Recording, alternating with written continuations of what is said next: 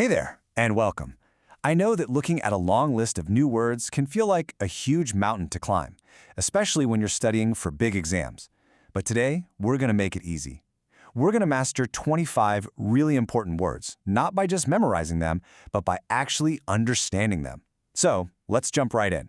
Okay, 25 words at once. That sounds like a lot, I get it. But we've got a secret weapon. We're going to group them. We'll learn these words in 5 small, easy-to-remember groups based on what they mean. Trust me, it makes the whole thing so much faster and a lot less scary. So our first group is all about removal. Just think about taking something away, cutting something out, or even digging something up. Every single one of these next 5 words shares that basic idea. First up, we have excise. This means to cut something out very precisely. You know, like a doctor who has to excise or remove a small tumor from a patient. Or maybe a movie editor will excise a few scenes to make the film a better length. The main idea is careful cutting. Now look at exhume. This is different. It means to dig something up out of the ground.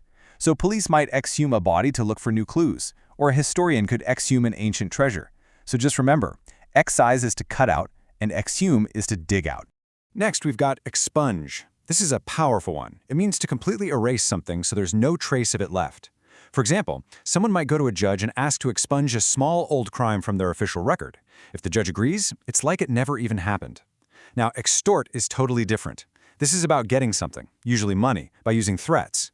A classic example is a bully who might extort lunch money from a kid by threatening them. The key here is that it's taken by using fear. So expunge is to erase, but extort is to take by force. And our last word for removal is exempt. When you're exempt from something, you get a pass. You're freed from a rule that everyone else has to follow. For instance, students with perfect attendance might be exempt from the final exam, which means they don't have to take it. Another example is how some nonprofit organizations are exempt from paying taxes. It just means you are removed from that duty. Okay, so we've talked all about removing things. Now let's flip it and look at what we put out into the world. Our second group is all about expression, all the different ways we can show our ideas and our feelings. Okay, these 2 words can be a little tricky, so let's look closely.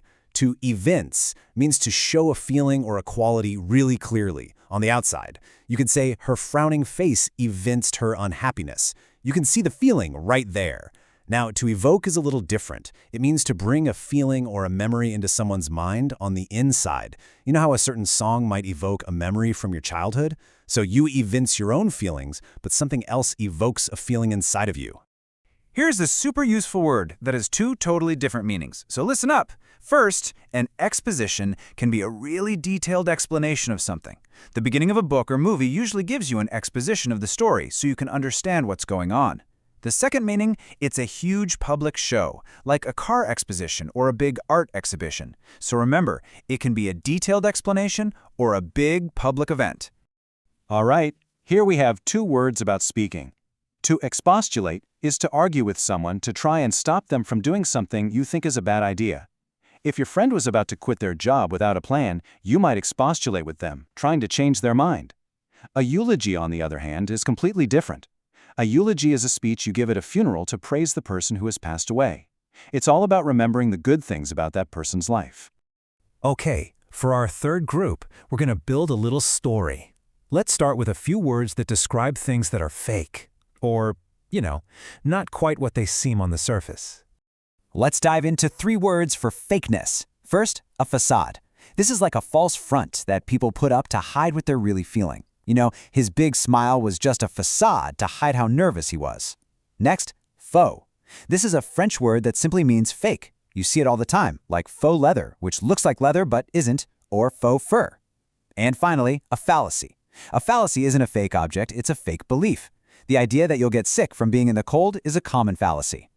So we've got all these fakes and false ideas floating around. A facade, faux materials, a fallacy. So the question is, how do we get past all that and find out what's actually true? Well, our next 2 words are going to help us with that. To get to the truth, you have to be able to fathom it. To fathom something means to understand it completely, to get to the very bottom of it. It's often used when something is really hard to believe, like, I just can't fathom why he would do that. And to understand the truth, we also have to look at every facet of the situation. A facet is one side of a complex issue, just like one of the little flat sides on a diamond. To get the whole picture, you have to look at all its facets. Fantastic! We are crushing this. We're more than halfway there. This next group is all about words that describe people, things, and the really strong feelings that they can have. First up, equestrian. This one's pretty simple. It has to do with horses and horseback riding. The Olympics, for example, has several equestrian events. Easy enough, right? Now, estimable. An estimable person is someone who is worthy of respect and admiration. A dedicated scientist who works to cure diseases is an estimable person. So one word is about a skill with horses, the other is about a person's respectable character. Now for two words that describe things with a lot of intensity. Exquisite means something is extremely beautiful and delicately made. You might say a handmade watch is exquisite, or that the flavors in a special meal are exquisite. Exuberant is all about personality. An exuberant person is just overflowing with happy energy and excitement. Like a kid on their birthday or a puppy who's so excited to see you. This is a great word for when you think something costs way too much. If a price is exorbitant, it's unreasonably, ridiculously high. Paying $15 for a bottle of water at a theme park, that's an exorbitant price. It's just way more than it's actually worth. And here we are, our final group.